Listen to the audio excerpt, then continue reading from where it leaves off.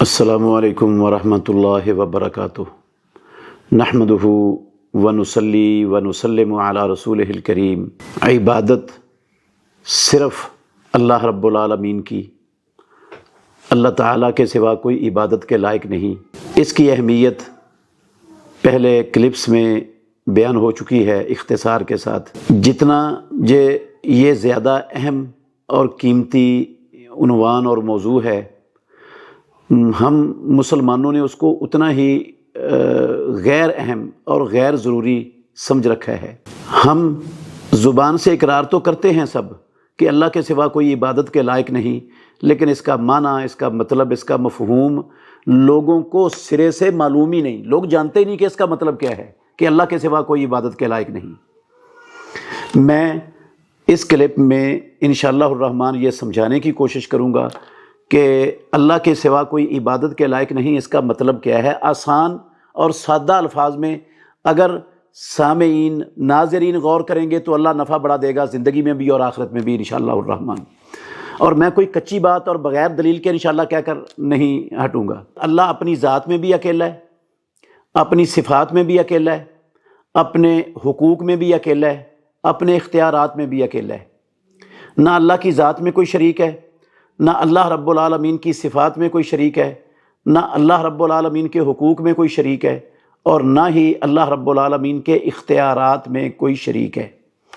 یہ ہے صرف اللہ رب العالمین کی ہی عبادت کا مطلب، اور اللہ کے ساتھ کسی کو شریک نہ کرنے کا مطلب اس کی عبادت میں۔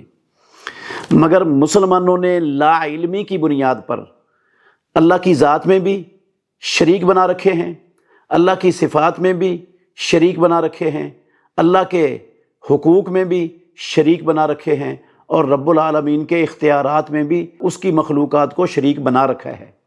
اور یہ سارا کچھ لا علمی کی بنا پر ہے۔ جان بوجھ کر کوئی ایسا کرنے والا کم ہی ہوگا، بد نصیبی ہوگا کوئی جان بوجھ کر ایسا کرے۔ لا علمی کی وجہ سے یہ سارا کچھ ہو رہا ہے۔ اس کا علم سیکھنے کے لیے مسلمانوں کے پاس ایک تو وقت نہیں ہے، دوسرا وہ اس کو سیکھنے کے لیے کوئی زیادہ اہم چیز سمجھتے ہی نہیں ہیں۔ اس لیے ہم نے یہ فیصلہ کیا ہے کہ تمام مسلمانوں کو یہ ان کی زندگی کا، دنیا کا سب سے اہم ترین مسئلہ آسان الفاظ میں سمجھا دیا جائے۔ جب اللہ کی ذات میں، اللہ کی صفات میں، اللہ تعالیٰ کے حقوق میں، اس کے اختیارات میں، اس کی مخلوقات میں سے کسی کو بھی شریک بنا دیں گے تو عبادت ساتھ اس کی بھی ہو جائے گی، وہ حقیقت میں رب بن جائے گا۔ عبادت صرف اللہ کی نہیں رہے گی، چاہے اللہ کی ذات میں کسی کو شریک بنایا جائے، چاہے اللہ کی صفات میں کسی کو شریک بنایا جائے، چاہے اللہ تعالیٰ کے حقوق میں کسی کو شریک بنایا جائے، چاہے اس کے اختیارات میں کسی کو شریک بنایا جائے۔ عبادت صرف اللہ کی نہیں رہے گی، ساتھ جس کو شریک بنایا ہے اس کی بھی عبادت ہو جائے گی، اور وہ بھی رب کے درجے پر فائز ہو جائے گا۔ رب معبود صرف اللہ رب العالمین نہیں رہے گا، اور عبادت صرف اللہ کی نہیں رہے گی۔ اور مسلمان جو ہے نا، وہ تمام چیزوں میں غیروں کو اللہ کا شریک بنائے بیٹھے ہیں۔ ایک ایک کی انشاءاللہ وضاحت کروں گا میں۔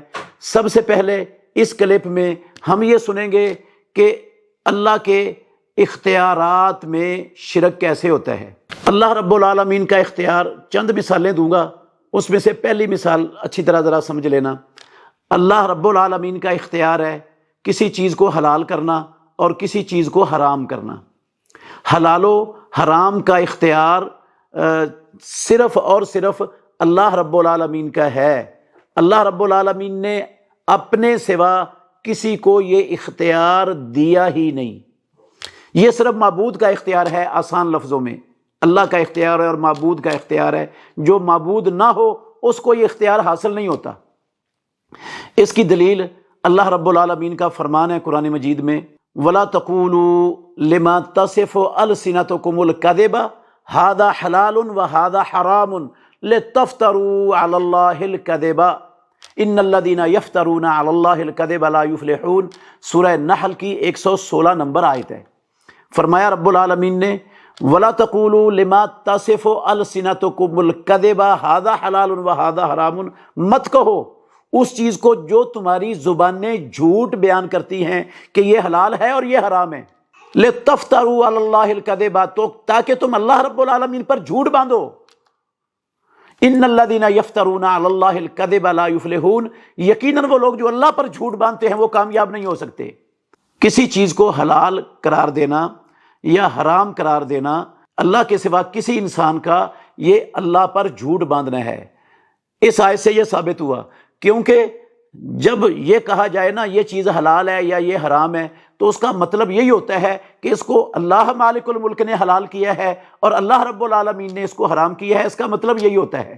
جب اس چیز کو جس کو انسان کہتے ہیں کہ یہ حلال ہے اور یہ حرام ہے، اللہ نے نہ اس کو حلال کیا ہے نہ حرام کیا ہے، تو گویا انہوں نے اس بات کو اللہ کی طرف منسوب کر دیا اور اللہ پر جھوٹ باندھا ہے.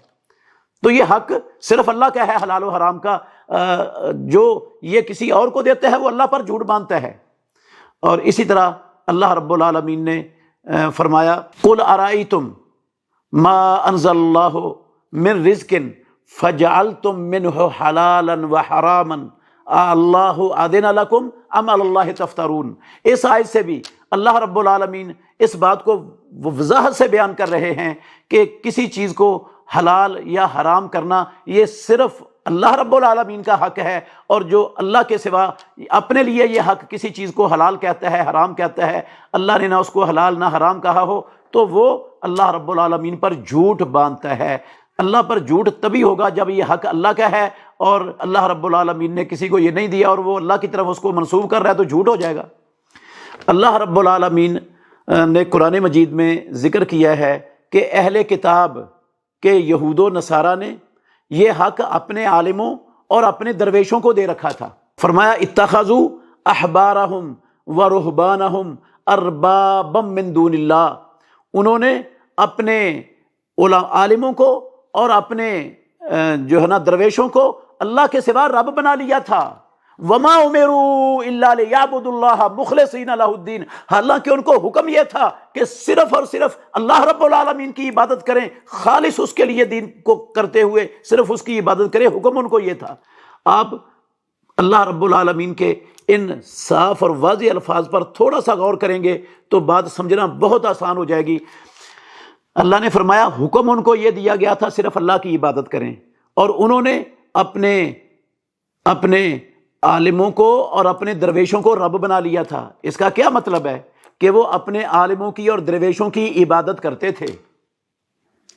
یہ ہے مطلب کہ وہ اپنے عالموں کی درویشوں کی عبادت کرتے تھے، حالانکہ اللہ نے ان کو حکم دیا تھا صرف اللہ کی عبادت کرنی ہے. اس آیت کے آخر میں اللہ نے کہا سبحانہ عما یشرکون، اللہ پاک ہے جس کو یہ اہل کتاب اللہ کا شریک بناتے ہیں. اس کا مطلب ہے عالموں کو اور درویشوں کو رب بنانا، ان کی عبادت کرنا، یہ شرک ہے. شرک اس کو رب العالمین نے شرک کہا ہے، میں نے نہیں کہا. یہ اللہ رب العالمین کے پاک کلام کے الفاظ ہیں.